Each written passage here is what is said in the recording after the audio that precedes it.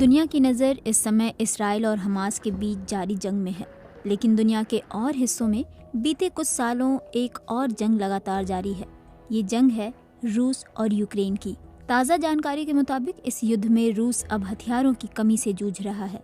इसके चलते उसे ऐसे कदम उठाने पड़ रहे हैं जिनके बारे में शायद उसने कभी सोचा भी नहीं होगा। हालात ऐसे बन गए हैं कि रूस को पाकिस्तान, मिस्र, ब्राज़ील और बेलारूस की तरफ देखना पड़ रहा है। ये सब बताया गया है द वॉल स्ट्रीट जर्नल की एक रिपोर्ट में। इस रिपोर्ट के मुताबिक रूस इन देशों को बेचे गए लड़ाकू और मालवाहक हेलीकॉप्टर के इंजन वापस मांग रहा है। दरअसल जब से रूस ने जंग छेड़ी है तभी से हेलीकॉप्टर उसके लिए बेहद अहम रहे हैं, लेकिन युद्ध के शुरुआती दिनों में ही उसे 100 से ज्यादा हेलीकॉप्टर गंवाने पड़े थे। ऐसे में एक और तो रूस हेलीकॉप्टर के इंजन और स्पेयर पार्ट्स बनाने में तेजी लाया, वहीं उसे अपने ग्राहक देशों को बेचे गए हेलीकॉप्टर और स्पेयर पार्ट्स भी मांगने पड़ रहे हैं। इतना ही नहीं, उसे भारत और आर्मेनिया जैसे देशों को बेचे गए हथियारों की सप्लाई भी रोकनी पड़ी है। रूस हथियारों का दूसरा सबसे बड़ा कारोबारी देश है, लेकिन यूक्रेन के साथ छेड़ी गई जंग और लगातार खर्च हो रहे गोला बारूद ने उसके सामने एक बड़ी चुनौती पैदा कर दी है। द वॉल स्ट्रीट जर्नल की एक रिपोर्ट के मुताबिक रूस ने हथियारों और स्पेयर पार्ट्स के निर्माण में तेजी लाई है, मगर इससे उसकी जरूरतें पूरी नहीं हो पा रही। ऐसे में उसे चुपके से अपने ग्राहकों से वो सब खरीदना पड़ रहा है जो उसने कभी बेचा था। इसके लिए रूस ने अपने उन सहयोगी देशों का रुख किया है जिन्होंने उससे विमान, हेलीकॉप्टर, मिसाइल और डिफेंस सिस्टम खरीदे थे।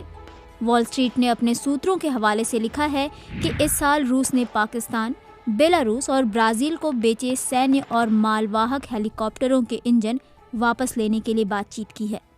पाकिस्तान की बात करें तो रूस ने पाकिस्तान से कम 4 Mi-35M इंजन वापस मांगे हैं। हालांकि रिपोर्ट के मुताबिक पाकिस्तानी विदेश मंत्रालय का कहना है कि इस संबंध में रूस ने उससे कोई संपर्क नहीं किया है। वहीं इस रिपोर्ट में भारत के बारे में कहा गया है कि रूस को जो हथियार भारत को बेचने थे वो उन्हें खुद इस्तेमाल कर रहा है।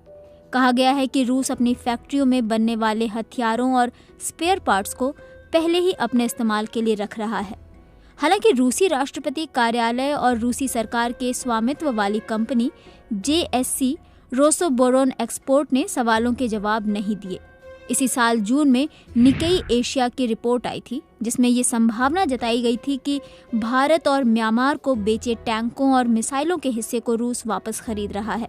इससे पहले एक खबर ये भी आई थी कि $2 अरब से ज्यादा की पेमेंट अटकने के कारण रूस ने भारत को भेजे जाने वाले स्पेयर पार्ट्स और S-400 मिसाइल डिफेंस सिस्टम की सप्लाई रोक दी थी।